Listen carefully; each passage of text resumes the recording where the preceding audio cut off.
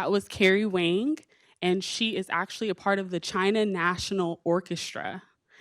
She's in the Seattle area, and so thank you so much, Carrie, for playing tonight and getting us on a good welcome.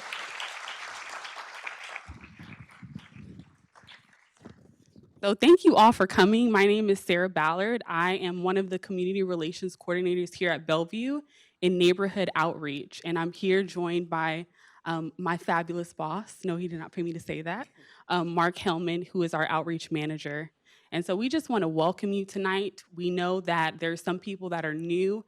I talked to a couple people, and it was their first time at City Hall. So just want to tell you, you are welcome. I hope that you leave tonight inspired.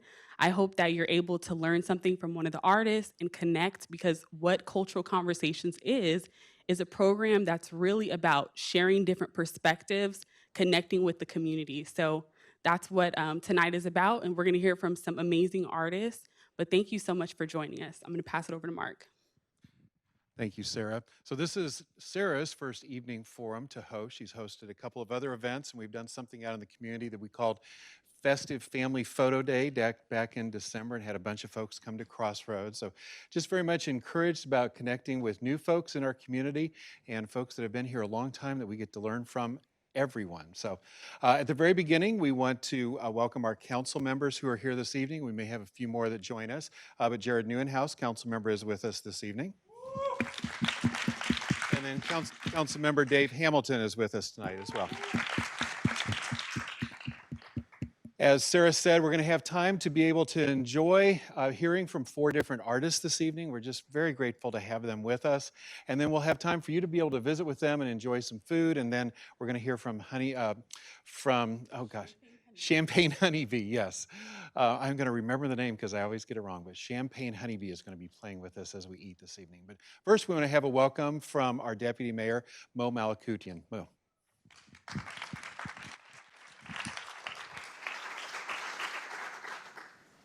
Thank you so much. What an amazing crowd. Thank you all for joining us here. I just wanted to first express my appreciation for our amazing staff and community volunteers who made tonight's happen, and also acknowledge our both council members, Neuenhouse and Hamilton. So if you don't mind, give them all and yourself a round of applause.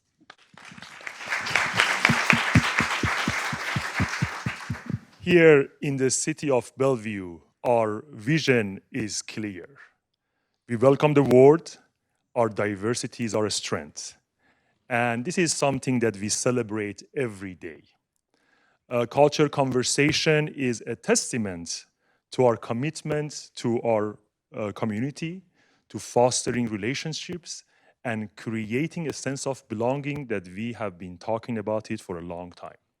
For past 12 years, this program has brought people together, breaking down social barriers and challenging biases through meaningful dialogues and shared experiences.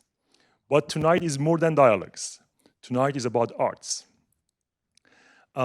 We are privileged to have 4 amazing, talented Bellevue artists with us tonight.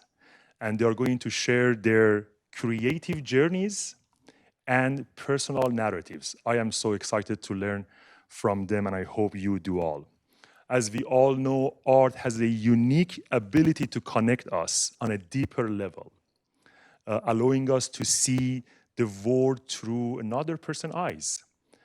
It invites us to discover what we have in common while celebrating our differences and diversity. So hopefully you are going to be inspired tonight and have a renewed sense of connection and understanding. Thank you for joining us, and hopefully you enjoy the program. Thank you.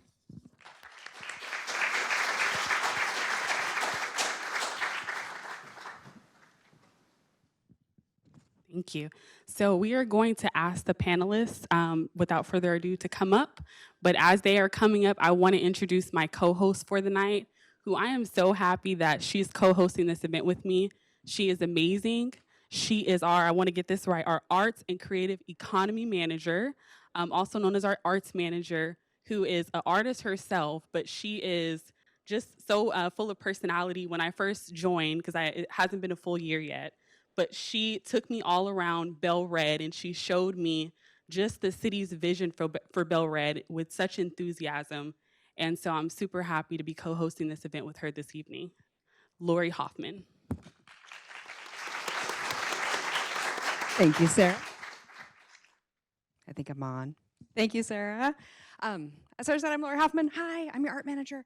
I am also an artist, and it's so exciting for me to get to spend an evening talking art with other artists. I spend a lot of time in a cubicle and staring at a team screen, and so tonight's going to feed my soul, and I'm very excited for it. So we're going to go ahead and dive right in today. Sarah and I will be your dynamic hosts, but we want to make sure that the night is filled with y'all. So I'm going to get us kicked right off. We're going to go ahead and go right down the line. Give us a quick introduction to yourself. What is your art practice? How long have you been practicing? Maybe one or two other facts, but we're going to keep it quick because then we're going to come right back around and get into your stories. So Aziza, would you like to kick us off tonight? Yeah, hi, I'm Aziza. I'm originally from Tashkent, Uzbekistan. I've been living in Redmond area for 15 years now. I'm an artist, and the medium I work with is oil.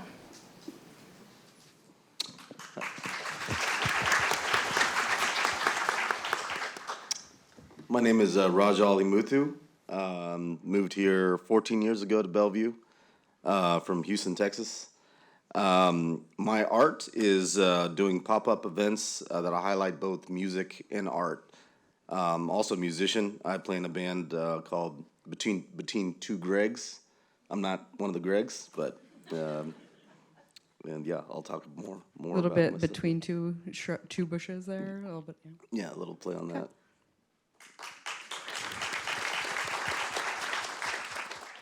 Hi, my name is Irma Agajanyan. I'm a musician, composer, piano instructor. I'm running my own business as piano and organ entertainer, and I'm doing that more than 20 years.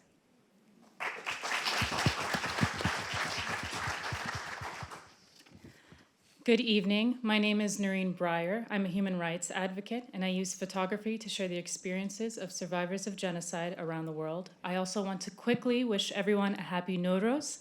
Nowruz is the Kurdish and Persian New Year, celebrating the arrival of spring. All right, so I will kick it off with the first question. So one of the questions we have tonight is really just share how your art has influenced you and what led you on your journey to pursuing art. I know a lot of you are doing art, and like Aziza here, she's in the medical field, and she also is an artist as well. But if each of you can just share, how did that journey begin? So I've been painting since I remember myself. Art has been a form of self-expression, escape, and connecting to like-minded people since my childhood. So I would always try to find free art clubs in Uzbekistan and get those connections, and this way I would explore art scene of my hometown. I've been painting with oil. I've been always drawn to painting strokes and came up with my whimsical girls style to show emotions and life experiences of women. Originally, I would involve my cultural background, Uzbek patterns and motifs in my paintings, but over time I moved to this woman themes. Even though I pursued my education in medicine, the flexibility of nursing career allowed me to continue to paint and come up with a body of work and my own style. So further on, it was easier for me to become a part of Park Lane Gallery in Kirkland. Through Parkland Gallery, I was able to connect to more art buyers, art collectors, and other artists who use different other mediums, and overall to contribute to the art scene of our town and connect with, people and community. That's For sharing. yeah. Aziza, I'm curious, in your practice of making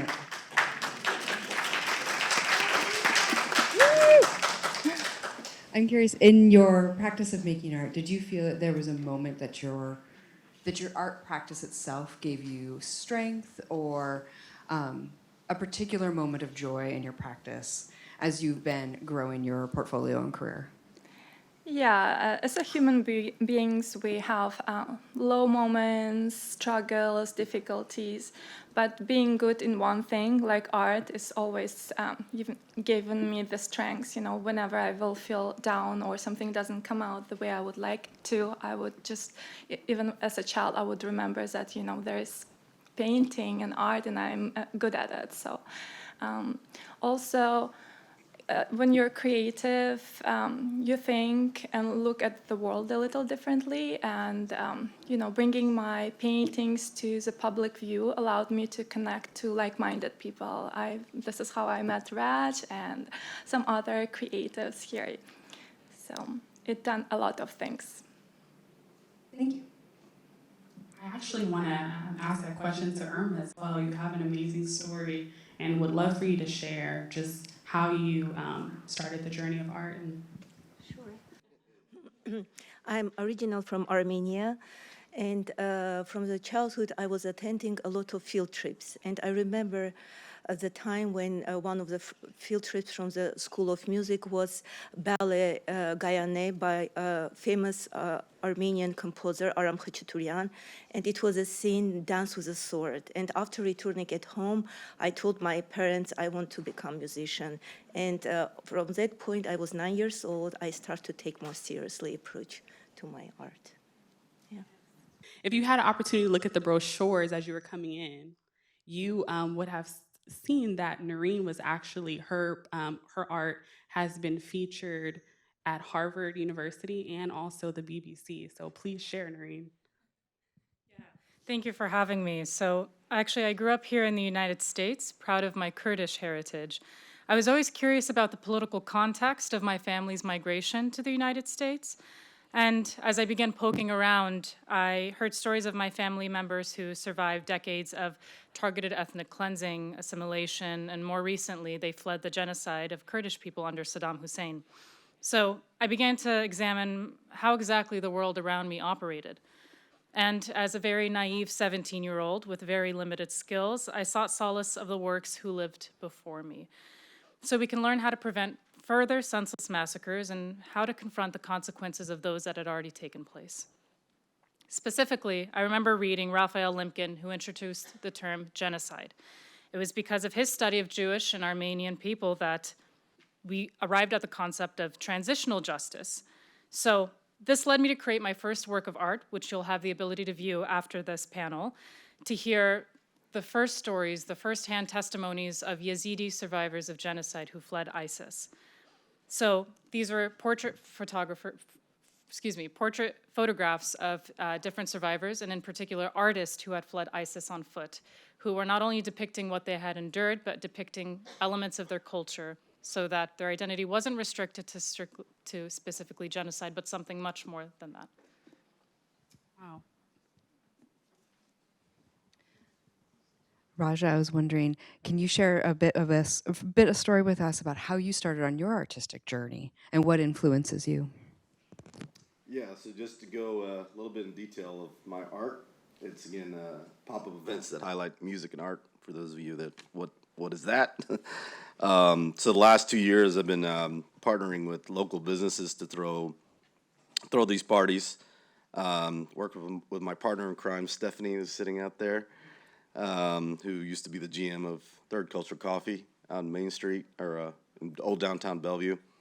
If you haven't had it, the Raja Milkshake is their best drink, I think. But we threw 3 parties there, and the idea was to bring music and art just go hand in hand together. And so the idea was to give people a listening experience and a visual experience together. And they just went great. And two of them, my band, Between Two Gregs, played, while we had two artists doing live art while we're playing. Aziza was one of the artists, and so she's been gracious enough to be our all-time artist right now. So, so those went well. And the third one, we kind of experimented with one where Sarah's husband, Anthony, was a DJ'd, and we kind of did a little dance party with, again, two artists going at the same time. And so it was just an idea to bring music and art together. Not only that, but to have something to build community and to bring something to the community that's different, that, you know, things that people are desiring, music and art, and so to bring that to the community. Kind of the inspiration for this was, you know, during COVID, where people were stuck in their apartments or houses, and so to bring people out and to give people an experience that they enjoy. And just a little bit about myself. My family's from India and Sri Lanka. I was born in Texas, though, and I think both cultures really influenced who I am. I think on the Indian side, there's a really rich history of art and music. And on the Texas side, I think that really drives my focus on community. And I didn't think about this until we going through these questions, but my family is full of artists. My grandma was an incredible artist, and my brother, my mom are both musicians. So didn't really think about that that's in my blood. And I think ever since I was born, I think building community is what I was born to do. So I see it as a responsibility. And I think my main focus is I'm going to help build community. And again, I'm going to see it as a responsibility rather than just a hobby.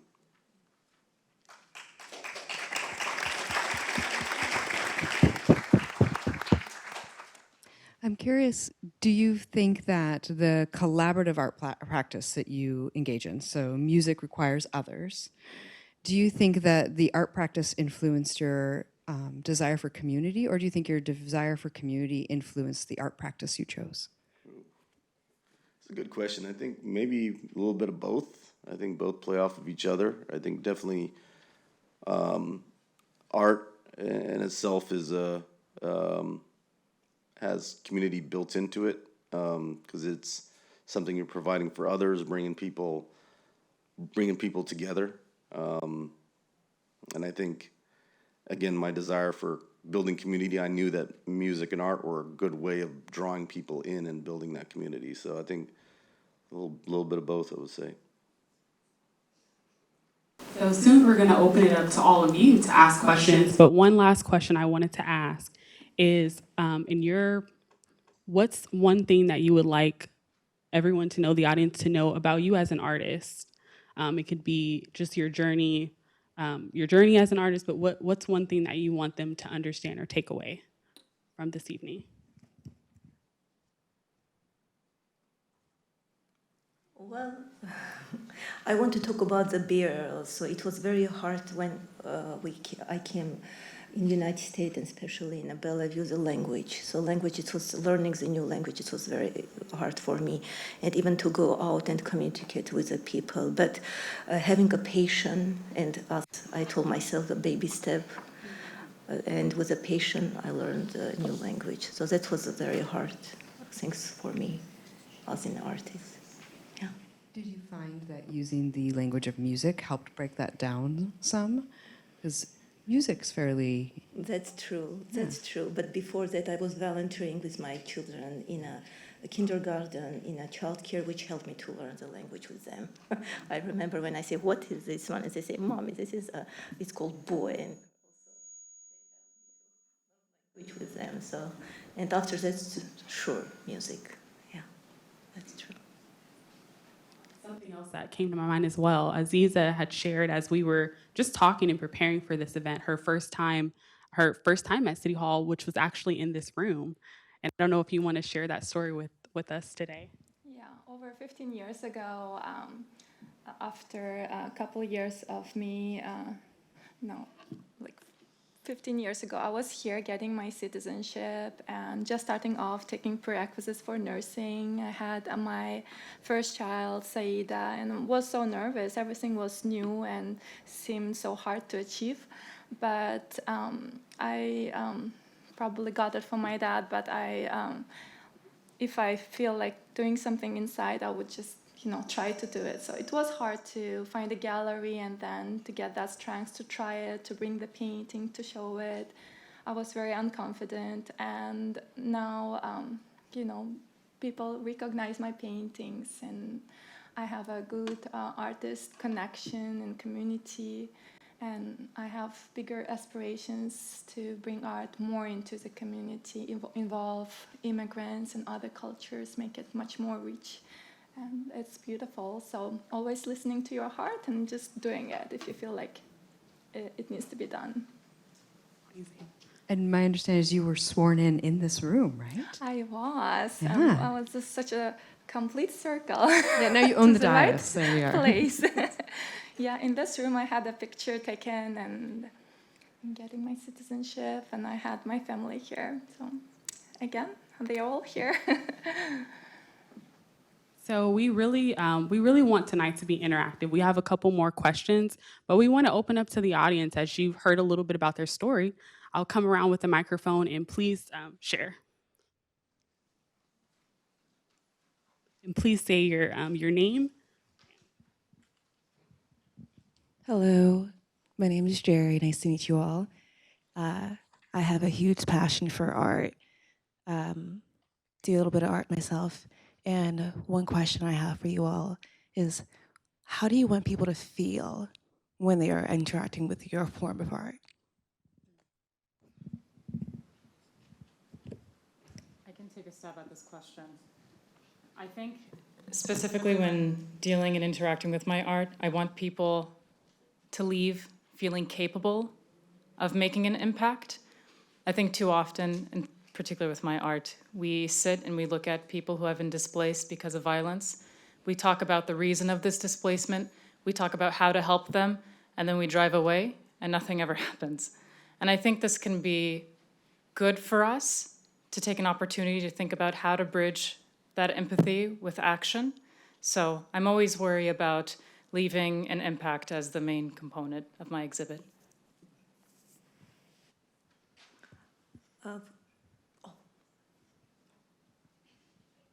Thank you so much for an amazing introduction and telling us about your journey. My question is, where should a middle-aged person who has zero talent in art but loves art should start their journey to the realm of creativity? What would be the start point? What advice do you have? It seems to me you have to listen your heart. What do you like? Music, art, architect. It's never too late to start something new. I also want to say, Deputy Mayor, creating policies is the art in and of itself. You're constructing a city, so don't say that.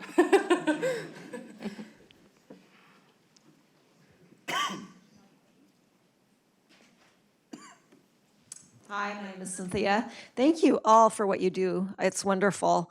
I too come from an artistic family, but unfortunately, sometimes I don't think that art and artists are appreciated as much as they should be. When we travel around the world, what do we look at? We look at the art and the architecture, correct? But unfortunately, the way our society values artists isn't always with a high paycheck. So again, I appreciate what you do.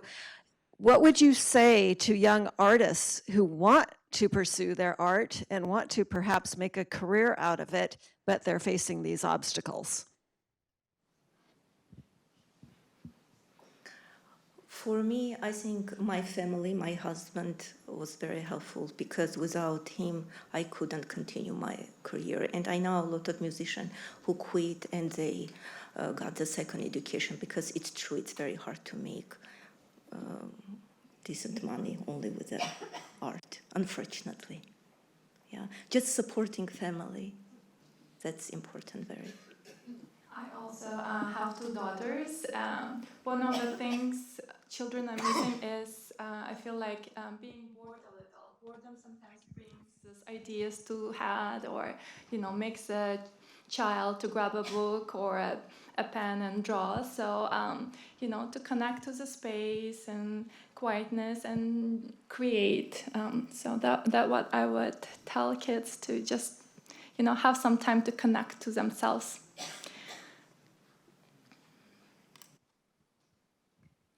So this isn't a question, but in the thought of dialogue, I just wanted to respond. Irma, I learned French in high school very badly. I learned French really when I was taking care of a 3-year-old French boy. And Aziza, I also became a citizen fairly late in my life so that I could adopt a child from an international country. Hi, my name is Nathan. I am not an artist by any means, but you guys mentioned something about community. You specifically did, Raja. So I guess my question is directed towards you, but really any of you can feel free to answer this. As someone who feels like community is such an important part of human life, but unfortunately I think it's kind of slipping away in terms of what we value in today's day and age, how can someone who has never really been a part of their community become more of a part in their community? Yeah, I know for me it's been just start. For me, I had that same thing in Bellevue for 14 years living here of there's not community here, there's not community here. So I just decided to do something about it and to start doing these events. And I just think it doesn't need to be a large scale thing that I'm doing. I think it just needs to start with 2 or 3 people getting together and start to build relationships and community on a small scale, which can then turn into large scale. But I just think just get out there and start doing it would be my advice.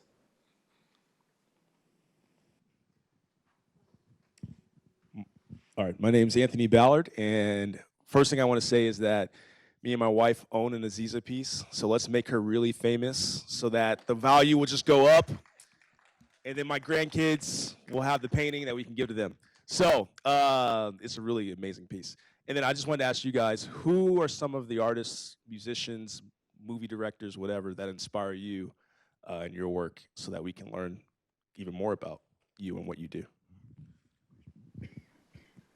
Playing in conservatory, different style of the music and from different century, like Aram Khachaturian or the Bach, Tchaikovsky, different variety of the composer helped me to adapt and create my own style of the music.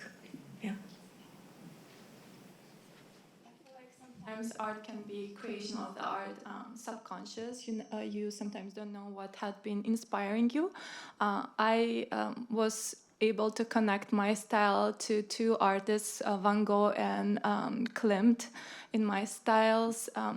Psychologically, as I said, I would tend to do strokes a lot and different shades of the same color, like Monet would do, and I Hello? Because they would give me the freedom, the whimsical girls. I'm not constricted, there is no certain form or shape, right? So I can just make them up, and colors, I could use whatever colors I want, and I started putting small messages in them too. So it gave me the voice, like if about the war or struggles. So I would put small people inside of these girls, hide them up there. So I found this similarity with Klimt when I went to the museum to see his painting. So he would do the same thing. He would position the girls a little bit to show the emotions. So those 2 artists really inspire my paintings currently. Another person that really inspired a lot of my work, and whether you consider them an artist or not is up to interpretation, but I would say the works of Heidegger, of Al-Farabi, of Immanuel Kant, three thought leaders who were very keen on not only theorizing to understand the world around us and investigating with sciences like certainty, like math, and deviating thereon, but also bridging this theory with practice and leaving an impact in everything that you do. Whether your art is St. Peter's Basilica in Italy or whether it's a chair that you created, these things will outlive our entire existence in this room. So I think their works definitely had a huge impact. I think you're gonna laugh, but my two musicians are James Brown and Sly and the Family Stone. But for me, funk music epitomizes like good energy and dance and just what I'm going for in community of just good feelings and good vibes. And for me, yeah, I was born in the wrong era, I think.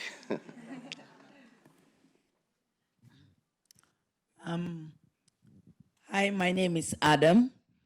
I'm so excited to learn about what you guys do, but it says sharing our art and culture. I'm just trying to dig in the culture part.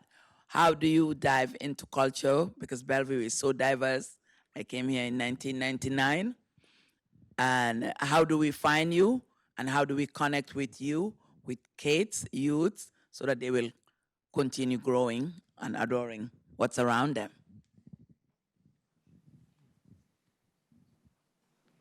Since I came here when I was 19, I think I was in a period where I'm in the middle, right, where I would still connected to my home country and my culture, and still at the age where I can adjust to the new culture and new country. So in my paintings, even though I didn't really had a goal, but at first I would always incorporate Uzbek traditional patterns and designs in it. Yeah. Don't know where I was going. I think having a strong background from the Yerevan State Conservatory, playing different style and a variety of the music was easily for me to transform, adapt and transform a new style of the music, which was blues, jazz, contemporary, and that was really helpful for me. I think having a strong background helped me a lot. I know for me, actually one of the parties that Anthony was DJing at kind of hit a point where there was you remember this, there was a group of Indians and Pakistanis just sitting down kind of bored, and all of a sudden Anthony plays a Bollywood song, and all these guys got up and started dancing. And so then I realized that, since Bellevue is so diverse, we really need to figure out, with what I'm doing, I really need to figure out how to reach each of these cultures and how to satisfy each one of these cultures, because what works for one culture doesn't work for another. So I'm working on that, and also working on a block party this summer, where it's going to be kind of a cultural. I want to get different cultures represented, where we bring people out, and that's what I'm working on now. So.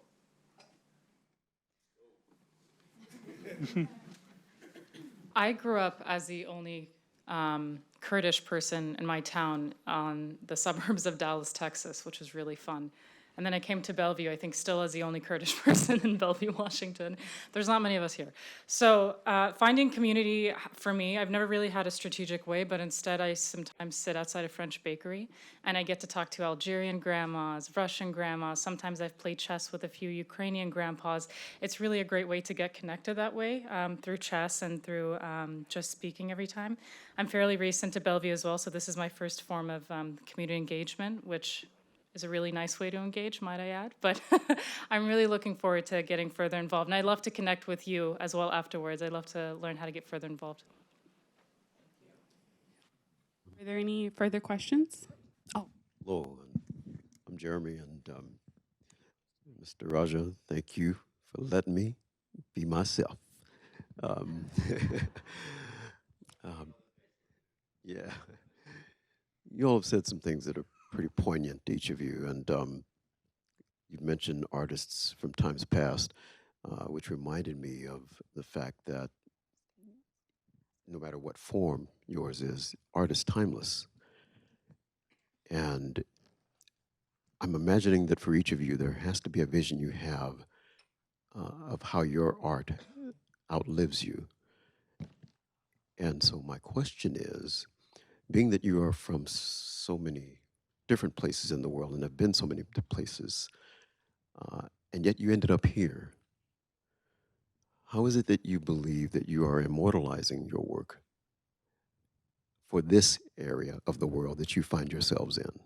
And is this the end of your journey, or do you see yourself somewhere else ultimately? I know your art is for the world, but how so for Bellevue in particular? Thank you.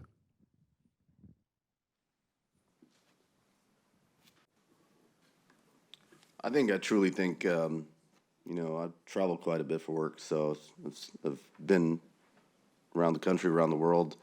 I do think Bellevue is one of the places that change is happening quickly, like rapidly.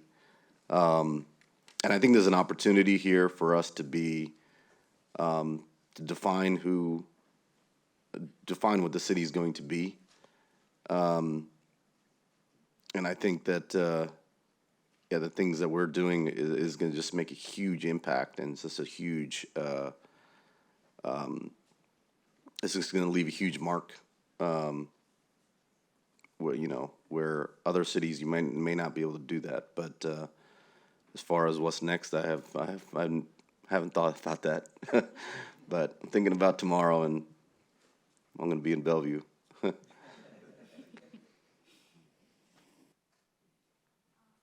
I'm considering to learn how to make sculptures, larger scale works, so I can give back to the city. So it's there, you know, and put it in the parks or gardens, so it will be there. So that's my dream. I think whether you're decorating a space with paintings, or you're decorating time with music, or you're using policies as your art form to construct a city, or with my art where I've tried to document tragedies and stains on our history so that we can learn from them. Bellevue has not only provided the space, but the support and endless resources to allow this interplay happen, which I think this lays the foundation for culture, which is a dynamic ideation that doesn't have physical form, but it exists and it permeates. And I think that regardless of the different art forms, whether it's Aziza's painting, Raja and Irma's music, they all create and preserve a tiny sliver of our collective existence and experience right here in Bellevue.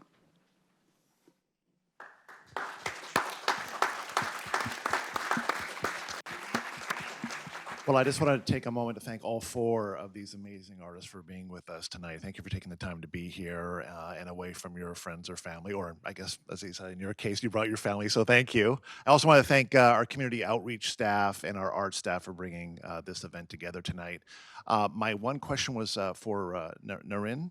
You know, your work is such an interesting topic, a very difficult one. I'm just curious the types of reactions that it solicits. And especially given a time where we have conflicts all over the world. So I'm not only interested in the reactions, but also the kinds of conversations that it spurs after looking at your art and your photographs. Thank you for the question, Councilman. Also, I follow you on Twitter, big fan. Yeah, so I think there's a broad spectrum of reactions that happen. Initially, I think there is a sadness, of course, to it, because folks are confronted with what's going on around the world. I mean, the genocide took place in 2014 when these refugees were targeted for their religion and had to flee on foot. So there's sadness, but then there's what I hope that my art has is a reaction to, okay, what now?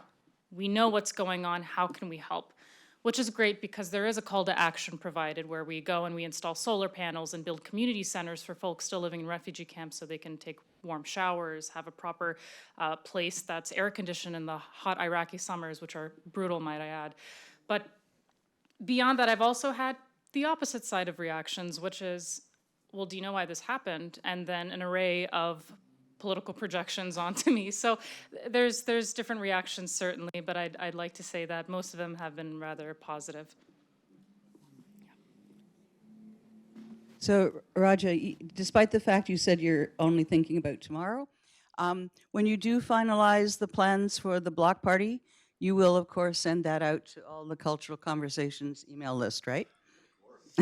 And Stephanie has agreed to help me with the social outreach, so. All right. If there's anyone in this room that can make some permitting happen or just a little quicker, just let us know. Let's get it going.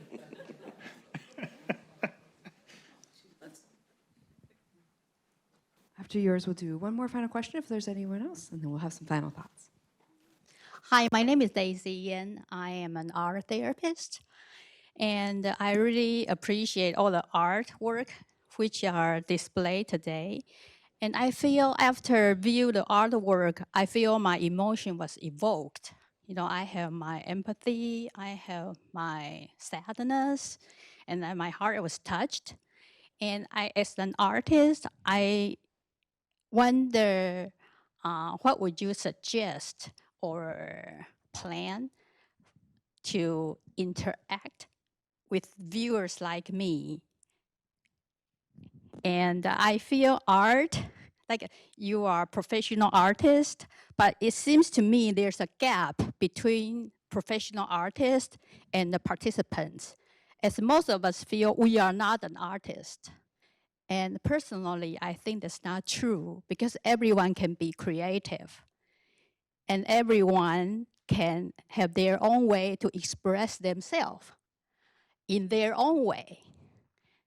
And I mean, how I visualize is the professional artists, they are making Michelin 3-star gourmet, while we, the general public, we are making our homemade cuisine, which is warm, right? And meaningful to us. And that's different kind of art. So I would love to see how we can bridge the professional art and our down-to-the-earth art, because everyone can be an artist. And I think through that channel, we can merge and nurture art and the culture. And I would like to see, I would like to know how the professional artists view how we can nurture it. Thank you.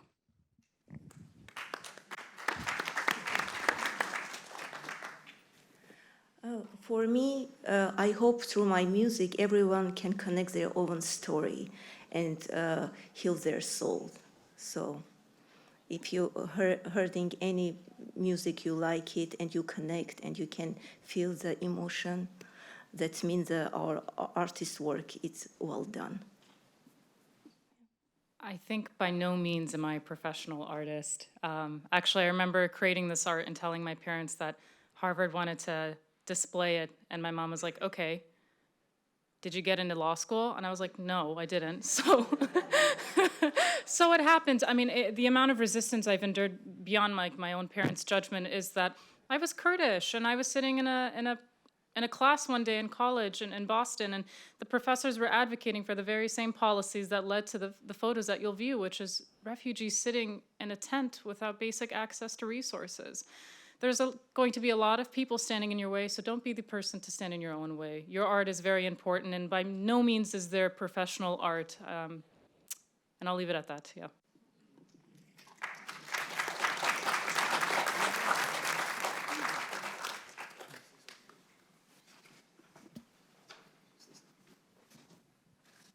Hello, my name is Ava Weller. I'm a photographer and an aspiring art administrator. And number one, I just wanted to say, Noreen, I love what you just said. And I also wanted to ask for everyone, how do you guys combat artist block, and not even just artist block, but career block, life blockage, if you will. And yeah, what would you recommend for young aspiring artists and leaders, future leaders, for their career and their future? Thank you. If I'm creating any new music and it's hard to, like, I have a 2 or 3 part, but it's not connecting with each other, I like to walk in the nature. It's really helping me. Yeah.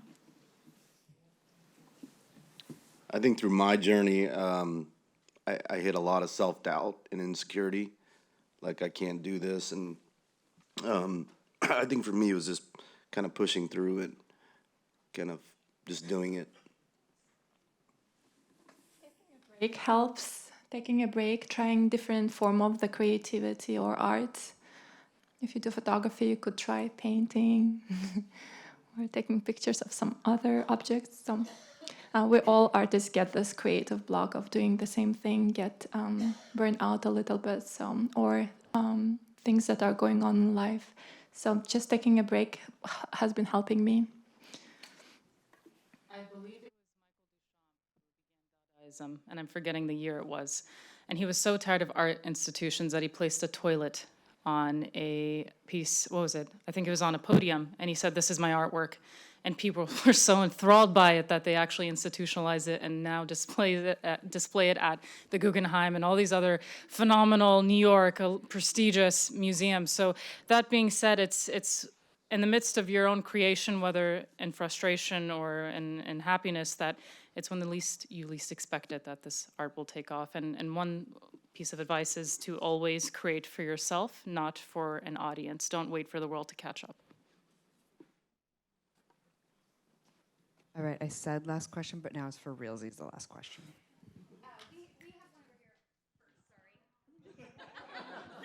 Just the last two. 2 more last questions. Go ahead. Go ahead. Hello. So what I wanted to say was the unfortunate thing that I think I see happening, or that has happened in the past, is when there's a downturn, at least in school, in the economy, the art gets cut off. And I think that's a big mistake, because we all need the arts, and art's not just about the Monets and all that kind of stuff. It's about allowing people to create and to give hope. So I think maybe our school system should think and not put art on the chopping block every time something happens when they need to save money. So that's basically what I wanted to say.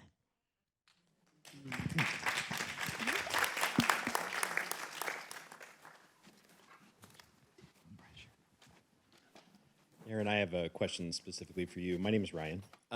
Because of your medium and because of your desire to call people to action, I think it'd be interesting to hear from you to reflect on kind of a moment of cultural conundrum I think we find ourselves in with social media speech. So the question of whether or not, if I'm posting something on a social media platform, especially an image that I think I'm putting out there because I am morally outraged because of an injustice, whether or not that's actually calling people to action or it just furthers us into silos and echo chambers. Do you find that with your art, you want to control where it's experienced because you question the value of those spaces, or do you find that social media really provides an important platform to project that message out further than you might normally be able to have access to? Yeah, that's a great question. Thank you, Ryan. Actually, I'll take it even a step beyond social media. Harvard offered to purchase the portraits, to which case I said absolutely not, because I need to control the spaces that these exhibit exist in. The image is not for you to repost on social media and say, okay, that's enough activism for today, right? It's about being effective. And actually, one of the pamphlets that you read at the end of the experience of the exhibit is a QR code to scan to my org, Genocide Education Human Rights Initiative. Because we go and we install solar panels, we offer 24-hour access to electricity, we create these sustainable solutions. And the reason that I took the photos, actually I was very hesitant in doing so the first time around for the exact reasons that you mentioned. But the reasons that I took the photos is because these are not just random refugees I found. We're like, let's take a picture. They're friends that I still stay in contact with. And then after, in the exhibit, you'll be able to see most of them are artists. And in their art, we were able to, through these photos, take their art, share it around the world. So a 14-year-old girl that was held captive by ISIS as a sex slave fled on foot.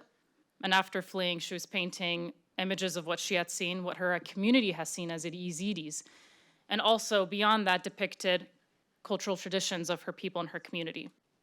And from a refugee tent where we took this like simple photo and then took photos of her artwork, she now has her own platform, is getting a master's in English. I mean, there's effective ways towards empowerment. That's always the emphasis of the exhibit that I have. I most certainly want to avoid this damage-centered approach of here's a photo of a helpless refugee. I'm morally superior to you. Follow and subscribe and like for more. I hate that model. It's self-centered. So absolutely, I agree with your intent, or what did you say?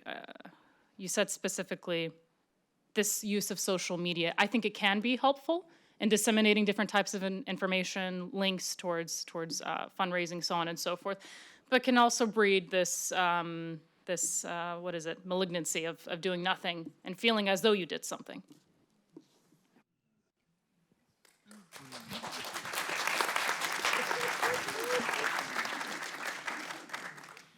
So we are going to, okay. We're going to transition, but if we can just give all the artists a round of applause one last time.